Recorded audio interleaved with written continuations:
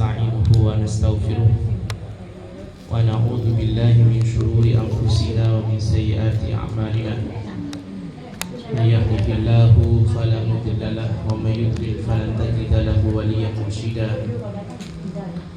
أشهد أن لا إله إلا الله وحده لا شريك له وأشهد أن محمدا عبده ورسوله لا نبي بعده اللهم صل على سيدنا وحبيبنا وقرة أعيننا محمد وعلى آله وصحبه أجمعين اللهم ارزقنا فهم النبيين وحفظ المرسلين وإلهام الملائكة المقربين برحمتك يا أرحم الراحمين اللهم إنا نسألك علما نافعا وقلبا خاشعا وعملا متقبلا ورزقا حلالا طيبا مباركا ربنا زدنا علما وارزقنا فهما اللهم بارك لنا في رجب وشعبان وبلغنا رمضان اللهم إنا نسألك حسن الخاتمة ونعوذ بك من سوء الخاتمة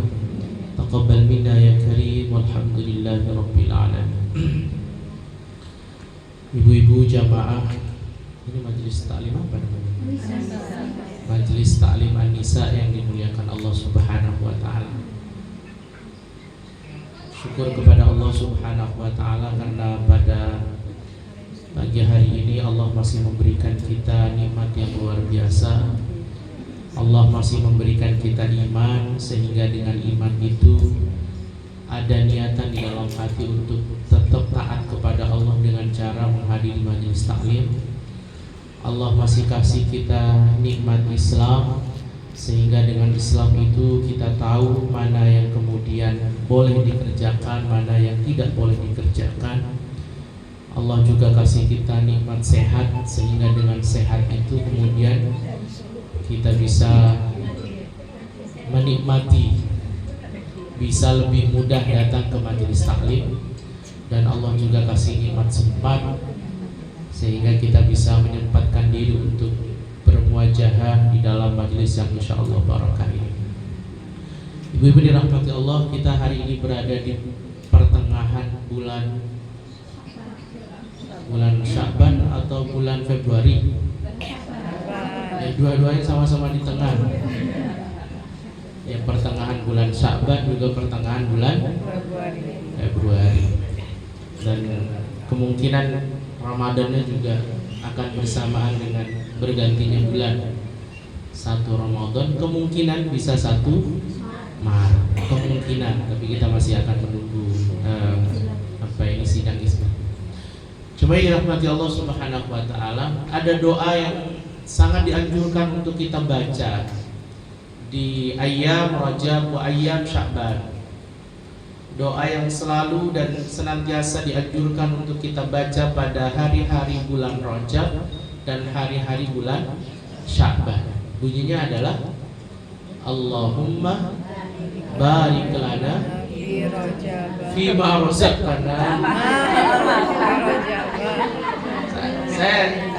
Saya biasanya lihat ibu ada di depan sini tuh. Ada di belakang. Ya, Allahumma barik lana fi Rajab wa Sya'ban wa ballighna Ramadan. Ghafir lana. Masyaallah.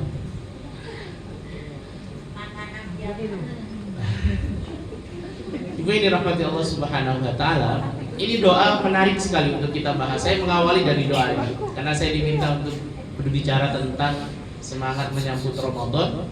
Saya akan mulai dari doa ini. Ini doa menarik sekali. Doa ini mulai kita baca dan sangat dianjurkan untuk kita baca di bulan Rajab, bulan Sya'ban. Walaupun sebagian para ulama juga ada perselisihan tentang doa ini. Tetapi yang namanya doa, ibu-ibu sekalian, itu longgar. Oh, longgar? Syariatnya longgar. Longgar itu boleh dengan bahasa apa saja, boleh minta apa saja. Ibu minta mobil boleh kan? Mobil boleh? Boleh kan? Minta rumah boleh? Boleh kan? Nah, Kalau minta rumah boleh, minta mobil boleh, minta Rajab berkah, Sya'ban berkah boleh gak? Boleh sekali. Dengan bahasa apa saja, bahkan di mana saja selama bukan di tempat-tempat kotor atau najis. Nah, maka atas dasar ini jemaah yang dirahmati Allah Subhanahu wa taala, karena syariat doa itu longgar, maka jemaah yang dirahmati Allah, kita juga membaca doa Rajab itu juga longgar. Ya, longgar. Nah, menariknya begini, justru doa ini dibaca mulai bulan Rajab, Sya'ban. Dan yang diminta artinya kan begini, ya Allah berikan kami keberkahan di bulan Rajab, berikan kami keberkahan di bulan Sya'ban, dan sampaikan kami ke dalam bulan Ramadan. Pertanyaan saya, yang diminta di dalam doa ini apa? Bulan Ramadan? Bukan. Yang diminta apa? Keberkahan. Keberkahan Rajab, keberkahan Sya'ban, agar kita sampai ke dalam bulan Ramadan. Ini menarik. Justru yang diminta, yang oleh Allah dan Rasulnya perintahkan kepada kita, kalau minta di bulan Rajab itu bukan minta sehat, ya. Walaupun ini penting, ya, jangan hanya minta sehat, walaupun penting. Bukan hanya minta dimampukan untuk bisa masak enak di bulan Ramadan, walaupun itu penting, ya kan? Walaupun itu penting. Yang ada gulenya, ada sambosanya, ada apa lagi? Pastelnya, kroketnya, itu penting. Tapi ternyata tidak diminta untuk dimintain sejak bulan Rajab. Justru di bulan Rajab kita diminta untuk minta barokah. Apa pentingnya barokah? Apa pentingnya barokah? Sampai harus dicicil dari bulan Rajab sampai ke bulan Sya'ban, sampai akhirnya kita masuk ke dalam bulan Ramadan. Begini Ibu dan rahmati Allah. Barokah itu artinya apa, Bu? Kebaikan. Apa kebaikan? Barokah itu artinya kebaikan. Apa maksudnya? Barokah itu kata Imam Ibn Rajab Al-Hambali, al-barakatu hiya ziyadatul khair fi kulli syai'. Barokah itu adalah bertambahnya kebaikan dalam segala hal. Itu disebut barokah. Selama ini kita memaknai barokah itu, Ustadz, gaji 50.000 tapi cukup 30 hari. Barokah itu berarti yang 50.000 itu, Ustadz. Jadi barokah itu bukan hanya cukup, tapi kebaikannya bertambah. Karena orang non-muslim itu, orang tidak beriman itu, orang kafir itu, bahkan rezekinya bukan hanya cukup, lebih-lebih, tapi kebaikannya tidak bertambah. Ukuran keberkahan ada pada kebaikan yang bertambah. Jadi kalau hidup kita barokah, itu kebaikannya bertambah. Saya sering mengatakan bahwa sehat belum tentu barokah. Sehat itu belum tentu barokah. Sama dengan sakit belum tentu tidak barokah. Ya. Sehat itu barokah manakala sehat kita membuat kita lebih taat, maka sehatnya barokah. Ini ibu sehat, oleh Allah dikasih kesempatan, dikasih kesehatan, datang ke pengajian, itu sehatnya barokah. Tapi kalau di pengajian ngerasa orang, itu tidak barokah. Saat pengajiannya tidak barokah, ya. Tapi kalau sehat datang ke pengajian, sehat sholat, sehat bantuin tetangga, sehat bantuin keluarga, itu sehatnya barokah. Tapi kalau sehatnya justru banyak mendatangkan maksiat, ketika sehat tetangga justru terganggu. Justru saat dia sehat tetangganya terganggu. Bahkan banyak orang mengharapkan dia sakit. Itu berarti sehatnya tidak barokah, mending tidak sehat. Mending tidak sehat. Ketika saat dia sehat justru maksiatnya tambah banyak. Sebaliknya sakit juga tidak selalu tidak barokah. Jangan kemudian dipikir kalau sudah sakit hidupnya tidak barokah. Enggak. Kalau sakit justru lebih taat, maka sakitnya barokah. Ya. Ibu dikasih sakit sama Allah, susah jalannya, susah duduknya, tapi tetap jagain sholat, tetap ingat Allah, tetap baca Quran, apalagi bela-belain datang ke pengajian, itu sakitnya barokah. Itu sakitnya barokah. Yang susah itu jemaah yang dirahmati Allah, sudah sakit tidak taat, sudah sakit tidak mau sholat, sudah sakit nambah maksiat. Itu rugi luar dalam, rugi dunia akhirat. Sudah di dunia sakit, di akhirat juga bakal sakit. Sama juga, kaya itu tidak selalu mencerminkan keberkahan. Ya, kalau Allah membuka pintu rizki kita, bersamaan dengan itu ketaatan kita bertambah, maka kita adalah orang kaya yang barokah. Orang kaya ya barokah. Yang Allah sampaikan di dalam Al-Quran, rijalun la tulhihim tijaratun wala bay'un an dzikrillah wa iqamis shalah wa ita'iz zakat yakhafuna yawman tataqallabu fihi al-qulubu wal absar. Ada sekumpulan para laki-laki, para pemimpin keluarga yang dia sibuk ngurusi dunia, dia sibuk bekerja, dia sibuk berbisnis, dia sibuk ngelola perusahaan, tapi kesibukannya tidak membuat dia lalai dari mengingat Allah. Kesibukannya tidak membuat dia lalai dari sholat. Kesibukannya tidak membuat lalai dari membayar zakat. Itu artinya kekayaannya barokah, rizkinya barokah. Ya, rizkinya barokah. Miskin juga tidak selalu tidak barokah. Jangan berpikir bahwa kalau ada orang miskin berarti hidupnya tidak barokah. Enggak. Kalau miskin justru membuat dia jauh lebih taat, miskin justru membuat dia jauh lebih butuh kepada Allah. Karena miskin sholatnya jadi rajin. Karena miskin, katakanlah jemaah dirahmati Allah, dia lebih punya waktu bersama Allah. Karena miskin setiap malam dia nangis kepada Allah agar besoknya dikasih rezeki yang cukup. Maka miskinnya barokah. Miskinnya barokah. Yang susah itu sudah miskin, banyak maksiat, disuruh sholat masih mikir, tidak mau sholat. Maka itu rugi luar dalam, dunia akhirat rugi. Nah itu barokah, ziyadatul khair fi kulli syai', bertambahnya kebaikan dalam segala hal. Nah kenapa kita diminta barokah sejak bulan Rajab? Karena kalau bulan Rajab kita barokah, maka kebaikan kita di bulan Rajab pasti bertambah. Ya. Kebaikannya pasti bertambah. Ya.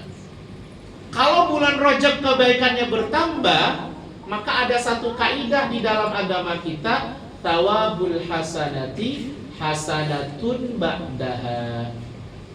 Buah dari perbuatan baik adalah perbuatan baik berikutnya. Jadi orang itu, para ulama mengatakan orang itu bisa qiyamul lail itu bukan karena kebiasaan. Bukan karena kebiasaan.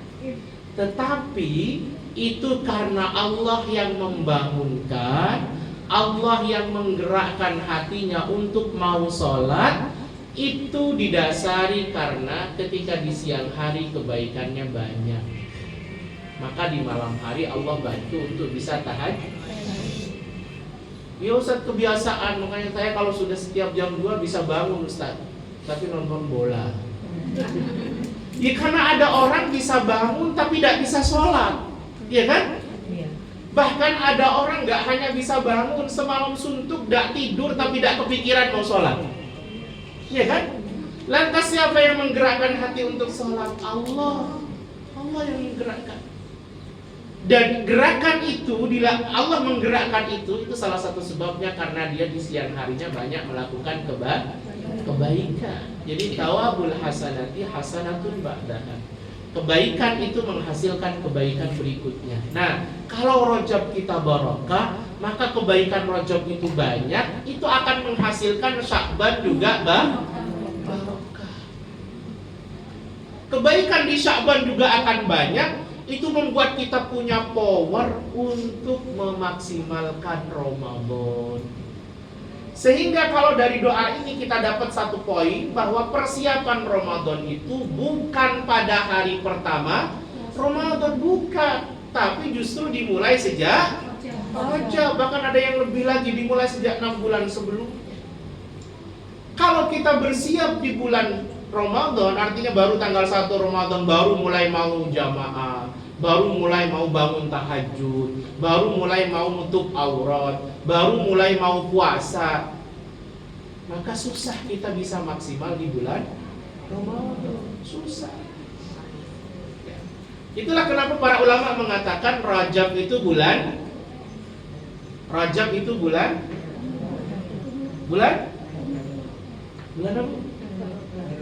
Bulan Rajab itu bulan menanam, Sya'ban bulan menyiram, Ramadan bulan menuai.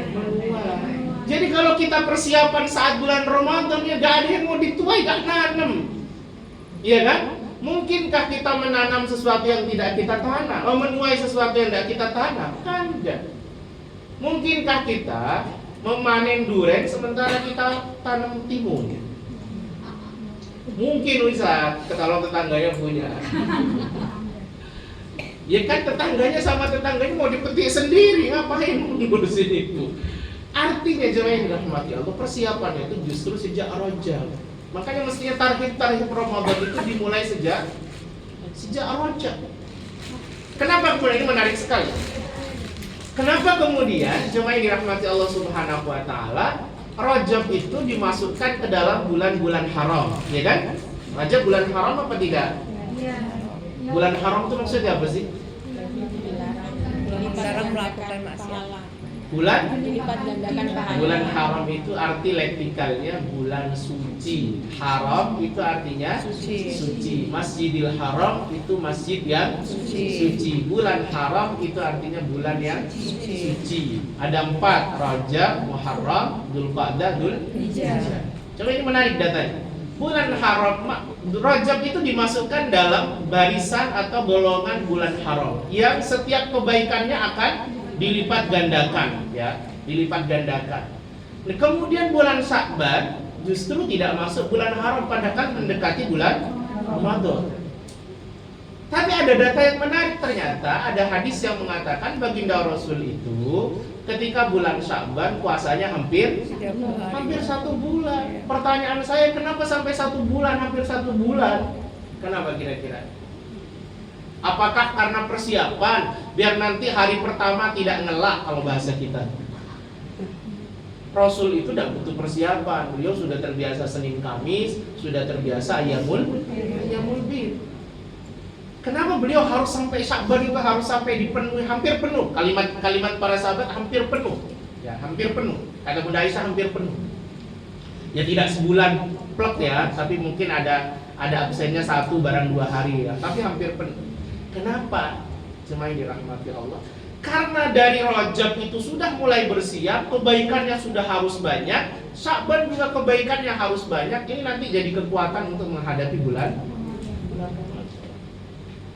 Maka kenapa bunyi doanya Allahumma barik lana fi Rajab wa Sya'ban wa ballighna Ramadan. Karena hanya orang-orang yang Rajabnya barokah akan mendapatkan Sya'ban yang barokah, dan orang-orang yang Rajab dan Sya'bannya barokah itu dia disampaikan ke Ramadan dalam keadaan yang sangat maksimal sekali. Serius. Ada kerentak di dalam hati, ya Allah pengen enggak absen tarawih. Ya Allah pengen khatam 3 kali, 4 kali. Ya Allah pengen enggak absen majelis taklim, pengen sedekah ya Allah. Ada gitu. Sebagian orang ada kerentak itu ada.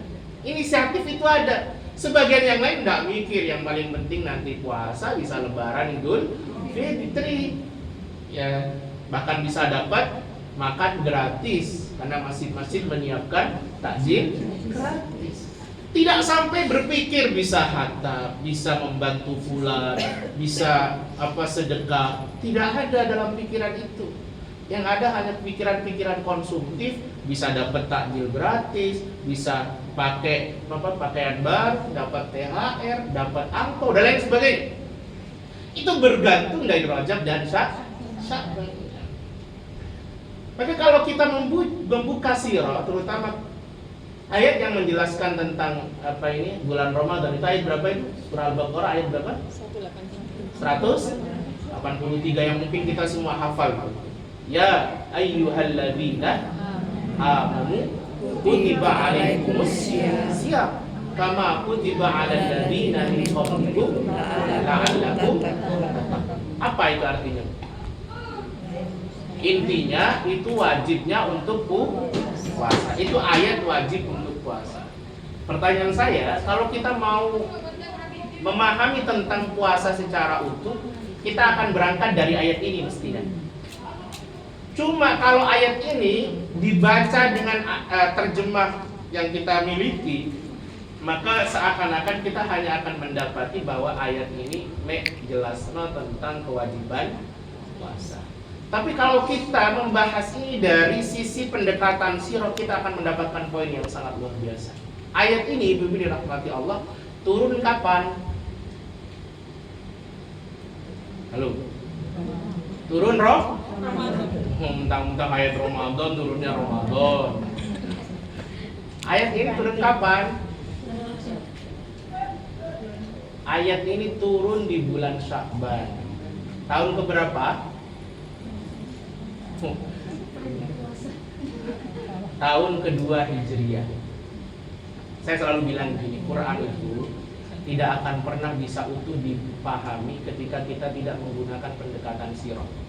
Karena kata para ulama, ibu tahu sirah? Sirah apa? Sejarah.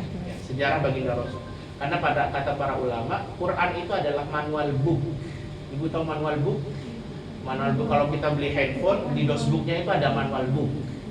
Nah, Quran itu manual book, buku petunjuk. Tapi aktualisasinya, gambaran utuhnya itu adalah sirah. Jadi kita akan susah memahami Quran secara utuh tanpa menggunakan pendekatan sirah. Bahkan kadang kemana-mana nabranya. Saya kasih contoh ini surah Ar-Ramadan. Ramadan ini, ayat ini kita hafal semua. Karena bisa hampir setiap bulan Ramadan selalu diulang. Ayat ini turun ketika bulan Sya'ban tahun kedua Hijriah. Tahun kedua Hijriah itu berarti baginda Rasul sudah hijrah atau belum? Sudah. Baginda Rasul sudah hijrah atau belum? Sudah dong. Iya. Karena namanya saja dua Hijriah, artinya sudah hijrah. Kalau beliau sudah hijrah, ada yang tahu berapa tahun baginda Rasul ada di Mekah? 13 tahun kan?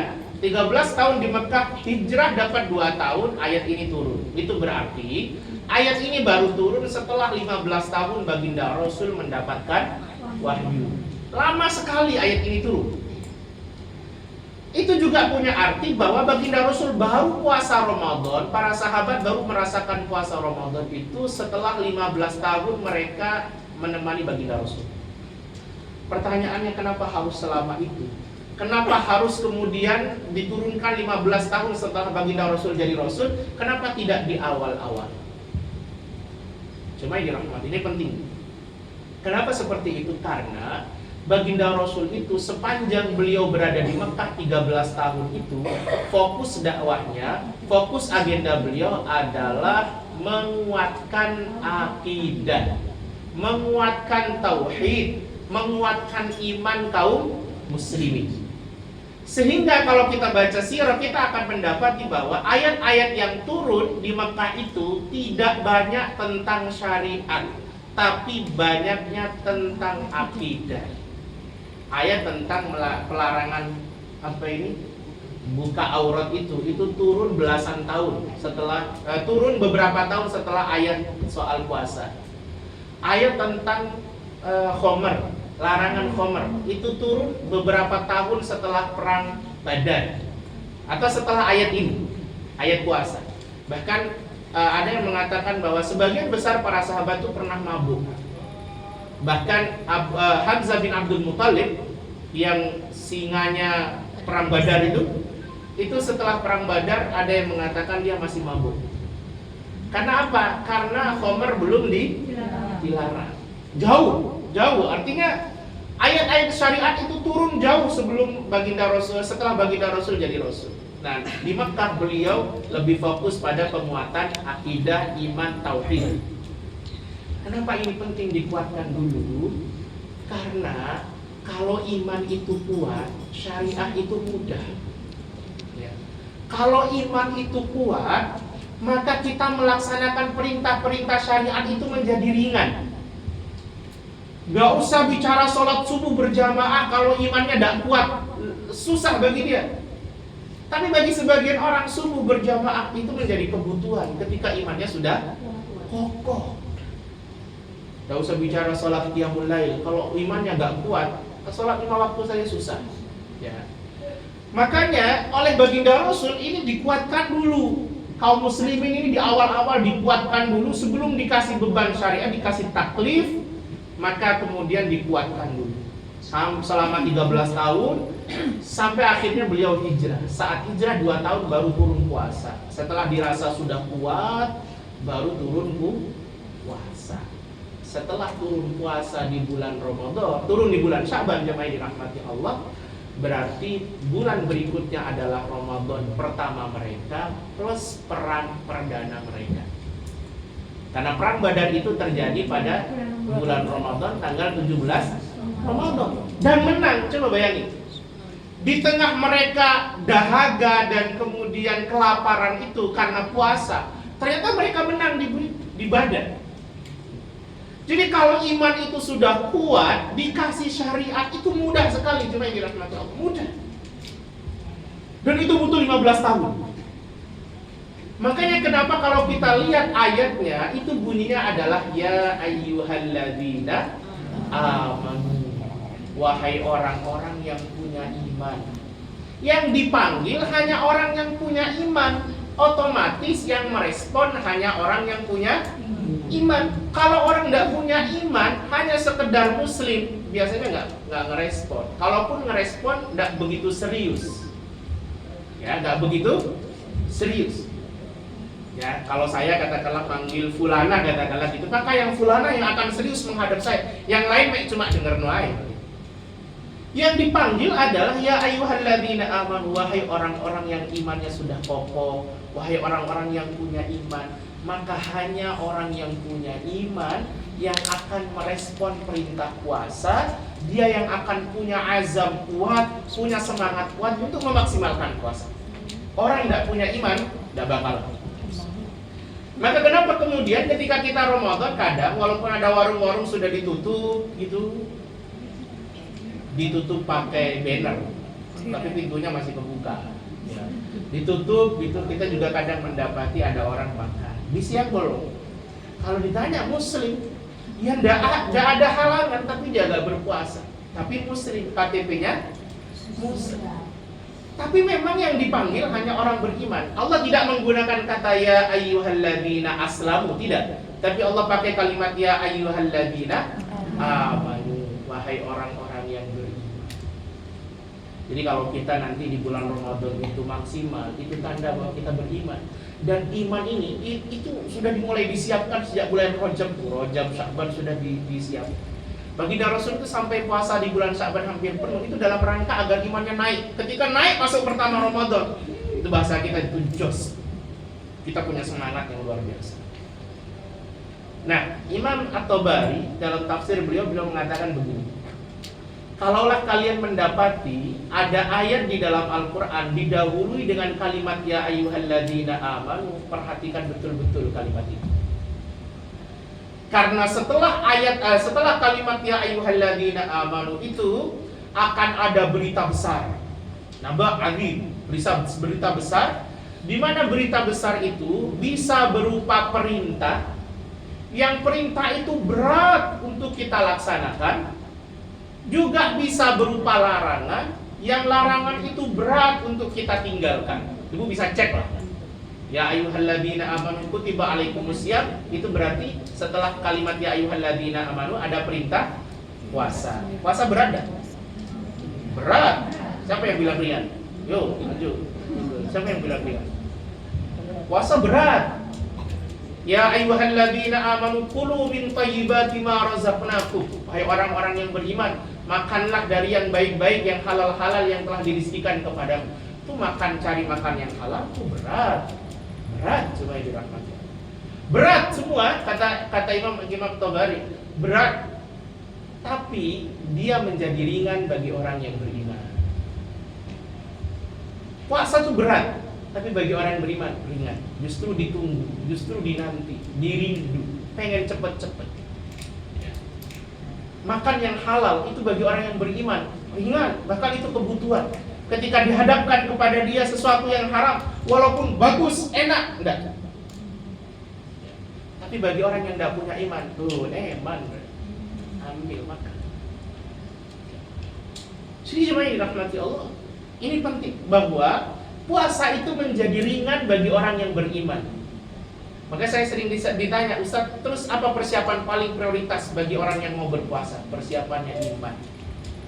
Kalau iman kita naik, maka itu paralel dengan puasa kita. Akan sangat mudah, akan sangat maksimal kita untuk melaksanakan ibadah puasa. Saya kasih contoh begini. Bunda Aisyah itu, saya sering ceritain, ini sebagai satu inspirasi bagi kita semua. Bunda Aisyah pernah menceritakan kepada kita semua bahwa ketika turun surah An-Nur, kalau nggak salah ayat 15-an, belasan lah, saya lupa ayatnya, 13 atau 15, itu bunyi ayatnya begini: wa kullil mu'minati yaghdudna min absarihinna wa yahfazna furujahunna wa la yubdina zinatahunna wal yadribna bi khumurihinna ala juyubihin. Itu ayat panjang sekali, itu tentang perempuan. Wahai perempuan-perempuan yang beriman, wa kullil mu'minat. Kalimatnya bukan wa kullil muslimat, bukan. Wa kullil mu'minat. Wahai perempuan-perempuan yang punya iman. Ayat itu bercerita tentang wajibnya seorang perempuan menutup auratnya. Dulu muslimah dulu ketika mereka di Mekah belum ada kewajiban nutup aurat. Baru itu turun ketika di Madinah. Saat turun ayat ini dan iman mereka sudah kokoh, maka ketika ayat ini turun, kata Bunda Aisyah, saat itu kami kompak, serempak, kami menyobek gorden-gorden rumah kami menyobek izar-izar kami, sarung-sarung kami untuk kami tutupkan ke kepala kami dan nutup aurat kami. Tanpa kami bertanya dan protes kenapa harus dilarang. Kalau iman itu makanya kalimatnya wa kullil mu'minat. Dan katakanlah Muhammad, sampaikan Muhammad kepada perempuan-perempuan yang beriman. Jadi ketika ibu nutup aurat, itu sebenarnya potret, apalagi tulus, ikhlas. Itu adalah potret bahwa di hati ibu ada iman. Karena bagi orang yang beriman berat, pengap Ustaz, apalagi panas Ustaz, dan lain sebagainya. Tapi bagi orang yang beriman itu kebutuhan, Hatta paket datang katakanlah sekarang kan usum gitu, paket gitu kan. Nah, itu dia masih pakai dulu sebelum keluar terima paket itu, karena bagi dia kelihatan aurat itu dosa.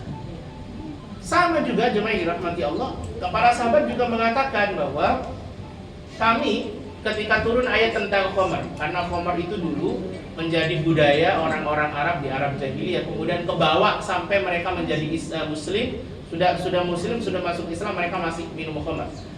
Mereka itu sering biasanya merayakan keberhasilan bisnis mereka dengan cara minum khamar. Ya. Dalam pernikahan mereka biasanya mereka minum khamar. Nah, menariknya begini, ketika khamar itu dilarang, saat turun ayat kepada baginda Rasul, ya ayyuhalladzina amanu. Lagi-lagi kalimatnya ya ayyuhalladzina amanu. Innamal khamru wal maisiru wal ansabu wal azlamu rijsum min amali syaitan fajtanibu. Judi, khamar, mengundi nasib dan lain sebagainya itu dilarang. Sejak saat itu, kata para sahabat, kami kompak mengeluarkan semua botol-botol minuman kami hancurkan dan kami bakar di depan rumah-rumah kami. Tanpa kami protes kenapa harus dilarang. Karena kan itu sudah jadi kebiasaan. Susah kan jadi kebiasaan. Jadi jemaah yang dirahmati Allah Subhanahu wa taala, itu iman tuh kalau kuat, syariat itu jadi mudah. Syariat itu jadi mudah. Maka kalimatnya ya ayyuhalladzina amanu.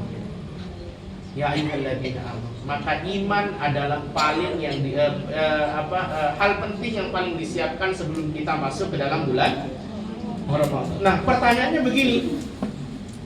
Gimana caranya nyiapkan iman? Saya nggak terlalu bahas kesehatan karena saya bukan dokter bahas. Saya bahas ini aja. Gimana caranya menyiapkan iman agar ketika kemudian kita masuk di bulan Ramadan posisi iman kita lagi stabil. Cuma dirahmati Allah, ada hadis yang sudah masyhur kita ketahui, kalimatnya begini: al-imanu yazidu wa yanqus. Artinya apa, Bu? Iman itu naik turun. Tapi biasanya hadisnya kita potong sampai di sini. Padahal sebenarnya itu hadis masih punya lanjutannya. Apa lanjutannya? Yazidu bit-tha'ah wa yanqusu bil maksiyah.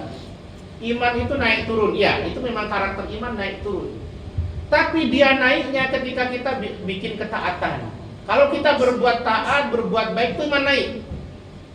Wa yanqusu bil maksiyah. Tapi iman itu turun saat kita melakukan keburukan. Maka salah satu kenapa baginda Rasul itu sampai harus bela-belain puasa di bulan Sya'ban itu sampai hampir penuh, karena memang agar imannya naik.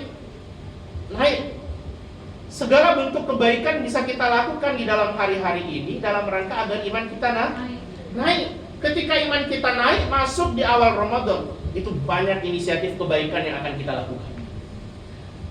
Yaitu salah satunya tarawih pengen tidak pernah absen, qiyamul lail pengen tidak pernah absen, dan lain sebagainya. Itu ketika iman kita naik.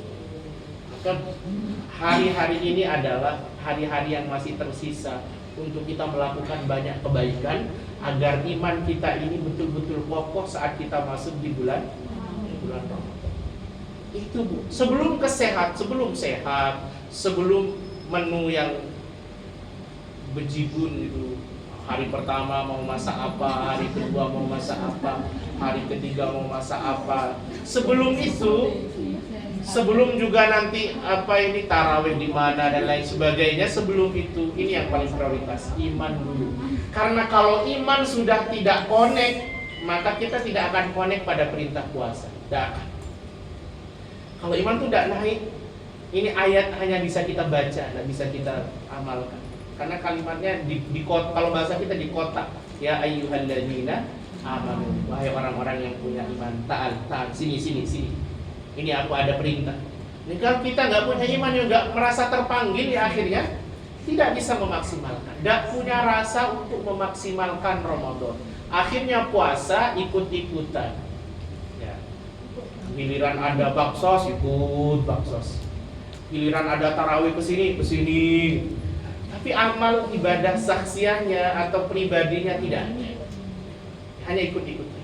Nah ini penting sekali. Jadi iman sebelum yang lain. Sehingga dengan iman ini jemaah dirahmati Allah, segala bentuk amal ibadah puasa menjadi aman sangat mudah bagi kita. Oke, ya ayyuhalladzina amanu itu kalau kita konversi ke dalam waktu itu butuh 15 tahun bagi Rasul. Itu butuh 15 tahun. Jadi ya ayyuhalladzina amanu, dua kalimat ini itu kalau kita konversi ke dalam waktu itu butuh 15 tahun namanya. Jadi bentuk iman itu sampai akhirnya kemudian kokoh luar biasa. Baru kemudian turun kutiba alaikumus siyam. Diwajibkan atas kalian berpuasa. Bu, apa bedanya siam dengan saum? Saya sering, kalau Ibu masih ingat, saya sering sampaikan, Anda tahu di sini atau di majelis yang lain. Karena di Ampel ini majelisnya ada terhitung. Banyak sekali. Apa bedanya siam dengan saum? Kita ini kan kalau puasa, di dalam Al-Quran itu puasa diwakili dengan dua kalimat ini, siyam dan saum. Allah itu dalam memilih kalimat tidak sembarangan. Kita sering pakai kalimat saum, ya kan? Dalam kehidupan kita pakai kalimat saum apa siyam? Saum. Sesekali mungkin siyam, tapi yang masyhur saum. Nah di dalam Al-Quran kalimat puasa itu diwakili dua, satu saum, dua siyam. Bedanya apa? Dalam bahasa Indonesianya terjemahannya sama, puasa. Sama kan? Puasa. Tapi dalam terjemahan bahasa Arabnya berbeda.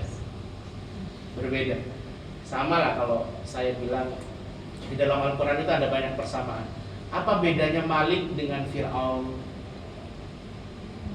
Di Mesir itu punya istilah pemimpin tertinggi itu dua. Satu Malik, raja. Yang kedua Fir'aun, juga raja. Fir'aun itu bukan nama orang. Fir'aun itu adalah nama jabatan yang boleh dikritik. Kata siapa ini? Romi Gerung. Jabatan boleh dikritik, bukan nama orang. Ini nama jabatan. Jadi Malik itu raja, itu nama jabatan. Fir'aun itu juga raja, nama jabatan. Karena Fir'aun itu yang di zaman Musa itu adalah Ramses II. Ya. Apa bedanya dua ini? Sama-sama raja. Kalau bahasa Indonesianya sama-sama raja, artinya sama-sama raja. Apa bedanya?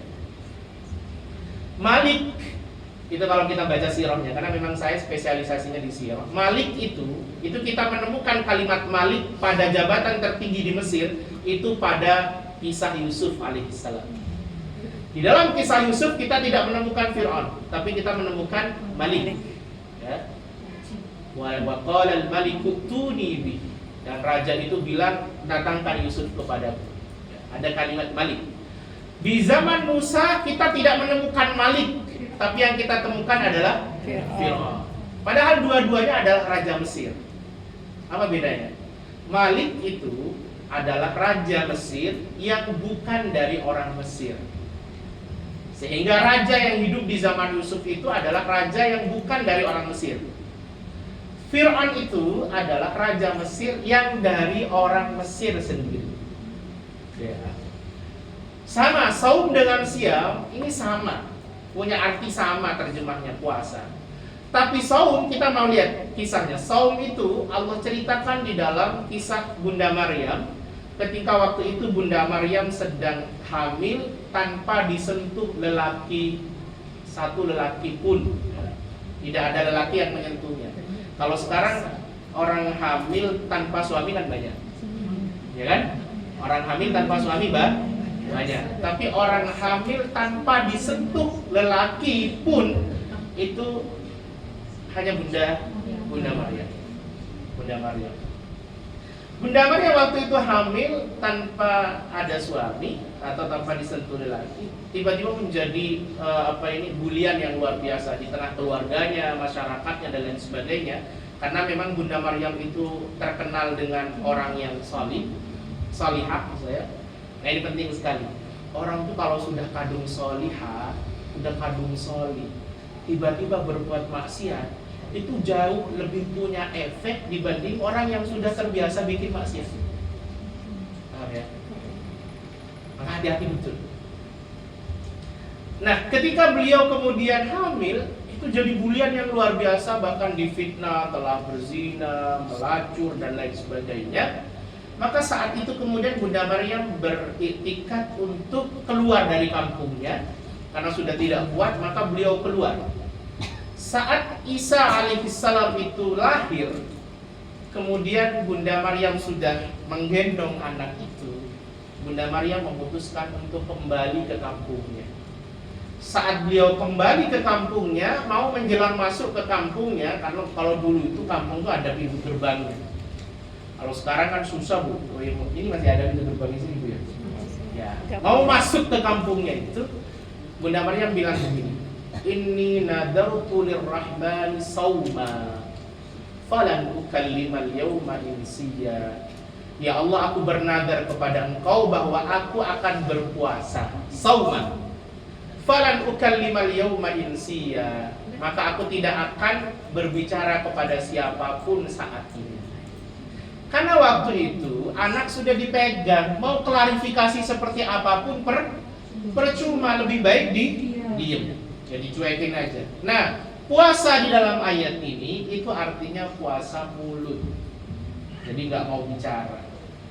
Nah, maka para ulama mengatakan saum itu artinya puasa, tapi yang puasa cuma satu organ.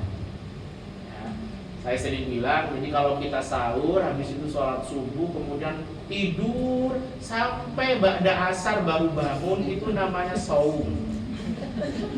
Iya. Itu namanya saum.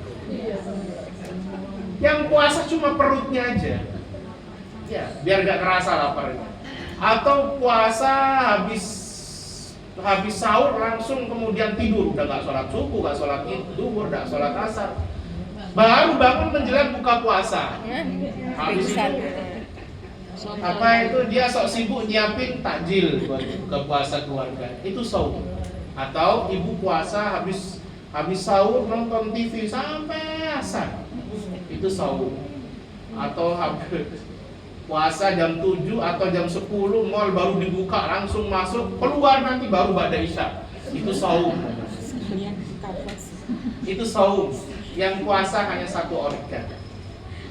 Tapi yang Allah kehendaki di dalam ayat ya ayyuhalladzina amanu, Allah nggak pakai kalimat saum. Karena memang bukan itu yang Allah kehendaki. Bukan itu yang Allah pengen. Allah pakai kalimat siam. Kenapa siam? Karena siam itu artinya puasa, yang puasa semua organ. Semua organnya puasa. Mulai dari atas sampai ke bawah, sampai mohon maaf sekali, sampai kita yang sudah punya istri, ibu yang sudah punya suami itu dilarang untuk kemudian berhubungan atau berjima, karena memang kita diminta puasa semuanya. Padahal kita sudah halal, suami istri sudah halal, tapi diminta untuk puasa. Semua organ kita puasa, sampai dari dari terbit fajar sampai terbenam matahari kita diminta puasa. Makanya para ulama mengatakan kalau definisinya seperti ini, maka siam itu ringan atau berat? Berat. Kalau yang bilang puasa ringan, apalagi kemudian imannya nggak kokoh-kokoh amat, puasa ringan, cuma mindah sarapan jadi sahur, makan siang, buka puasa jadi makan siang, makan malam pada tarawih. Itu saum itu mudah, tapi siam itu susah, berat, dan dia menjadi ringan, menjadi mudah bagi orang yang beriman. Oke, saya coba satu-satu. Tadi ayyuhalladzina amanu itu sebagai pintu awal. Tanpa iman maka puasa akan susah. Persiapan pertama adalah persiapan iman.